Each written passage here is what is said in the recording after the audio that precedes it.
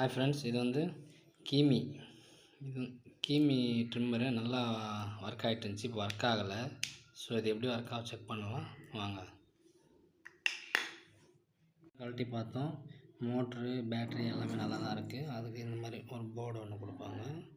So இப்போ இதில் வந்து பார்த்திங்கன்னா இந்த ஆன் ஆஃப் பட்டனில் இந்த பின் வருதில்ல, இந்த பின் வந்து கொஞ்சம் நீங்கிருக்கு.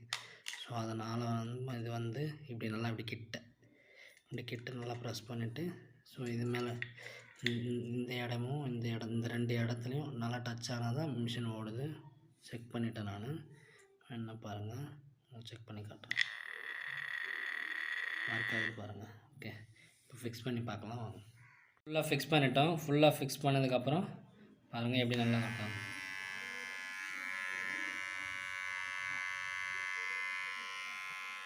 இதுதான் சார்ஜிங் பண்ணு.